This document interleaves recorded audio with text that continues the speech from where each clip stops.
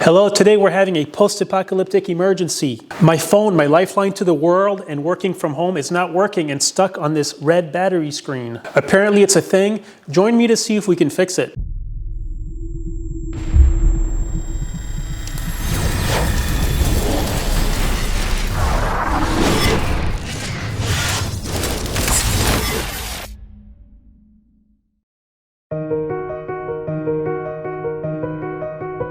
Welcome back to today's post-apocalyptic world. I've actually joked in the last month that I don't feel so isolated because I always have my internet and my phone, and that having communications is more important than running water, on-grid electricity, and certain basic foods. Well, it's happened. I've had this great iPhone 7 Plus for years now, and while I was aware that the battery was going bad, it would still work for a little bit as long as I kept it charged like all the time and near a charger, even though it would drain very fast and sometimes just turn off by itself.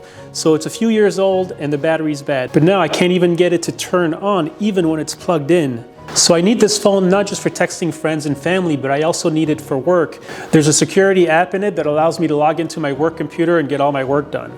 So I cannot do that without this phone. So what do? We've got this pandemic apocalypse. I can't just go out and buy a new phone or get it fixed or go to see the iPhone people. I can't even order one because they wouldn't get here for a while. So thankfully I still have the internet, so I can go on YouTube to look for answers. And the first things we're asked to do is make sure your power and charging wire are working. That's what we do here, and I plug it into my iPad. So we can confirm that power is going to it, and then even when I plug it in, we get this red charger screen, and then when I unplug it, it shows that it needs to be plugged. So it's not completely kaput, it just is not working.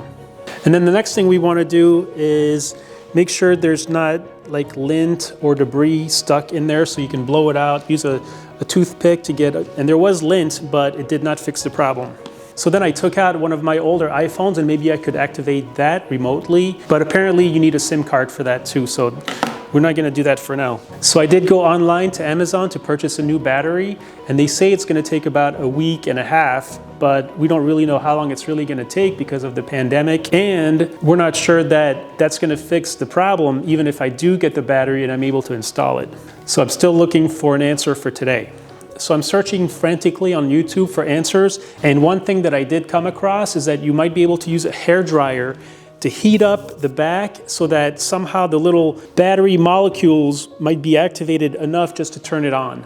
So it sounds like a long shot, but there were other videos to confirm that that's a thing that might work.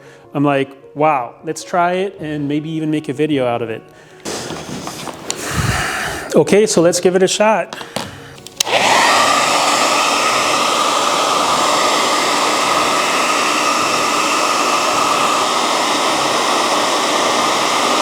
After 2 minutes, there's no change. Nothing's different about the red battery screen or any indication that it worked. So now I'm gonna go from the front. Two more minutes.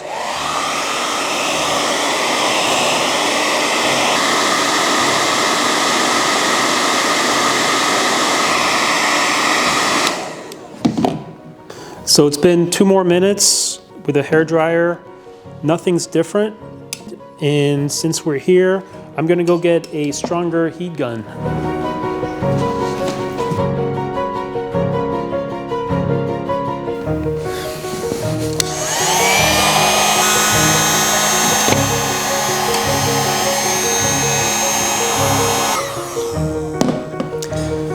So it's like a really hot phone now, and nothing's changed. I feel like this could be like some kind of an urban legend.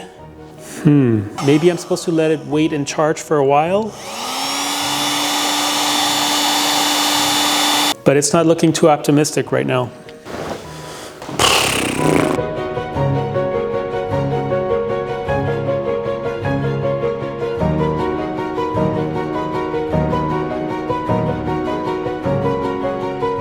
All right, it's been about 24 hours, and after yesterday's massive failure with these heat guns, and it did not work at all. And I was gonna open it up, but it turns out you need special tools to do that, so I just called it a day, and I left it to recharge in front of my bedroom heater. So then I was sleeping at night, and around 10:30, I heard this thing over here kind of like light up and make a beep, and the room was dark. So I looked over and it was starting to make light. I'm like, whoa, no way. So I walked over to it and here's what happened.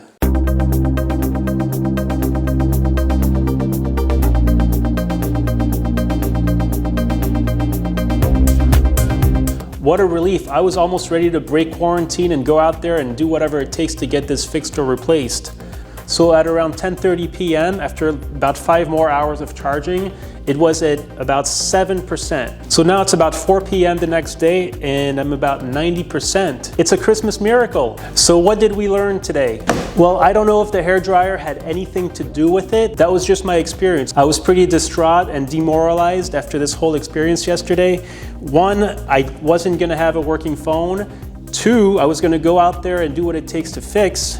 And 3, I'm still not able to do my work from home. But I guess if we're gonna make any sense of it, maybe by heating it up so much, it kind of loosened up some molecules that weren't moving in the battery. I have to make things up here because I really don't know what happened. I'm not an expert. Maybe you have some ideas. If you have any ideas of what might have happened, please put them in the comments below. Of course, the phone is not fixed. This is a temporary situation and I still need to somehow fix it or replace the battery. But now I have more time to figure it out and I don't have to dangerously go out there and do whatever it takes. But at least now we're pretty confident that we can make it work, whether these heating guns had anything to do with it or not. I'd love to hear your comments about your experiences with broken phones and how you can fix it yourself instead of either spending lots of money or going out there during this coronavirus situation that we're in. So I hope you have a good day and I'll see you next time on Dave's Post-Apocalyptic World.